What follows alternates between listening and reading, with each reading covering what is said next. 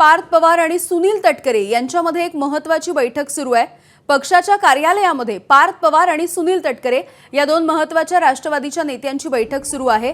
पक्षांतर्गत विषयांवरती या बैठकीमध्ये चर्चा सुरू असल्याची माहिती आहे। रुपाली चाकणकर यांचे बंधू अशोक खरात याच्या सोबत असलेले निकटचे संबंध, त्यामुळे पक्षाची वाढलेली अडचण आणि राष्ट्रवादी काँग्रेस पक्षाच्या घटनेमध्ये काही मोठे बदल केल्याच्या पार्श्वभूमीवरती या दोन्ही नेत्यांची ही बैठक महत्त्वाची असणार आहे।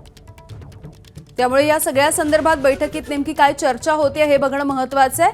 निलेश, दोन महत्त्वाचे मुद्दे म्हणजे गेल्या काही दिवसांमध्ये जो वादंग महाराष्ट्रामध्ये सुरू आहे भोंदूबाबा अशोक खरातच्या मुद्द्यावरून, आणि दुसरं म्हणजे जी घटना आता काहीशी बदलली गेली आहे ज्याच्यामध्ये तीन जे वेगवेगळ्या ज्या वेगवेगळ्या जसं युवती राष्ट्रवादी होतं किंवा युवा राष्ट्रवादी होतं तशा ज्या तीन गोष्टी काढण्यात आलेल्या आहेत, त्यामुळे या घटनेवरून देखील काही बैठकीमध्ये होऊ शकतं का? सध्या प्रदेश कार्यालयात भेटतायत राष्ट्रीय प्रदेश अध्यक्ष महाराष्ट्राचे स्वतः सुनील तटकरे आहेत। यासोबतच खासदार पार्थ पवार हे देखील त्या ठिकाणी आहेत। मागच्या काही दिवसांपासून पक्षाची बंधुगिरी प्रकरणामुळे तर मोठ्या प्रमाणामध्ये बदनामी झालीच आहे, मात्र पक्षांतर्गत सध्या देखील काही मतभिन्नता पाहायला मिळते। खास करून सध्या त्यांच्या घटनेमध्ये काही बदल करण्यात आलेले आहेत, ही बाब देखील समोर आलेली आहे। त्यामुळे या सगळ्याच विषयांच्या अनुषंगाने आजच्या दोन महत्त्वाच्या नेत्यांची बैठक महत्त्वाची आहे।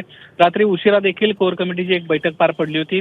2 दिवसांपूर्वी देखील पक्षाची अशीच एक दुसऱ्या फळीतल्या नेत्यांची बैठक पार पडली होती। त्यामुळे बैठकांचा हा सिलसिला मागच्या 3 दिवसांपासून सलग सुरू आहे आणि कोर्टामध्ये आता नेमकं कशा पद्धतीने भूमिका मांडायची किंवा निवडणूक आयोगामध्ये सध्या ज्या काही घटनेच्या अनुषंगाने चर्चा सुरू आहे तिथं कशा पद्धतीने भूमिका मांडायची, अशा वेगवेगळ्या विषयाच्या अनुषंगाने ही बैठक सुरू असल्याची माहिती समोर येते। यामिनी, निलेश, धन्यवाद माहितीसाठी।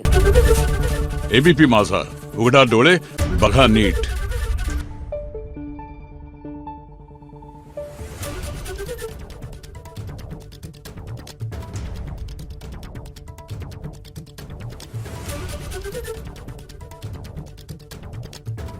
Thank you.